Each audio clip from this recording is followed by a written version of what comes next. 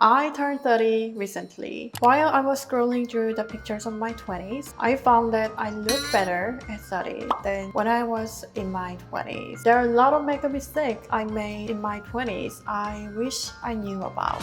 Sharing this picture of me with that wild makeup is kind of embarrassing, but I need to because I want you guys to avoid making the same mistakes I made. So in today's video, I'll be sharing makeup mistakes I made in my 20s and how to avoid them. First, I was obsessed with full coverage and long lasting. When I was in my 20s, I was obsessed with full coverage makeup when I didn't need that much. I thought the foundation or concealer I used should be full coverage, otherwise it wasn't worth the money. Also, if the product didn't last all day, I considered it as a waste of money. So at the time, if I found a makeup product that was full coverage and long lasting, it often had an extremely matte finish. I even didn't know about the importance of prepping my skin with a good skincare before doing my makeup. So my skin looked cakey, dry, and matte, even though I had the most useful skin in my 20s. Even when I used to wear full coverage makeup, I even didn't feel comfortable in it. Just wanted to go home and wash it off. After trying a bunch of products, I learned that the best product is the one that providing what I need and one that makes me feel the most comfortable, no matter what skin issues I have. Right now, I'm more into lightweight, natural, and hydrating formulas when it comes to choosing a foundation, concealer, or any base makeup products. It makes me look healthier and my skin feels comfortable throughout the day. The second mistake I made in my 20s is not investing in makeup brushes. I used to think that if I buy a luxury makeup item, everything will be solved, no matter what level of my makeup skills were. I just bought any makeup brushes at the drugstore or $1 store and blended harshly. I didn't even know how to take care of the brushes, so I didn't really wash them, causing the bristles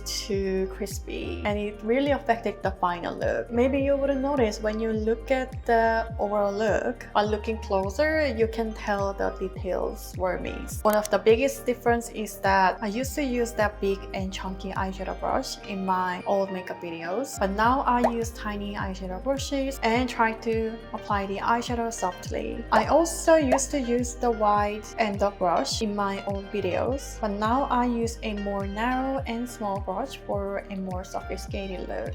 You can definitely tell the difference in the final look. The other mistake I made was prioritizing quantity over quality. If you're enjoying doing your makeup or enjoy finding new products, I guess buying new products will bring you true joy. And I used to do that too. Instead of looking for what best suits me, I used to obsess with filling my makeup cabinet with many products. Even though I knew that I didn't use most of them often, I just bought them because they were on sale or they were viral online. Of course, if you're a student or in your 20s, you don't have a large budget, but I'm saying that instead of buying 20 different eyeshadow palettes, I would rather buy 6 shades of brown, soft, and muted colors for the same price. Initially, buying one product over multiple products with the same features may seem like you are missing out, but at the end of the day, you will only use the shades that looks good on you for your everyday makeup look. I could say this is the biggest mistake I made was plucking my eyebrows. I used to mention this several times on my channel, but I have to mention it again because I can never say enough. I wish I knew that if you pluck your eyebrows, it may never grow back in again. When I just started doing my makeup, my eyebrows were the hardest things to do. At the time, all the celebrities on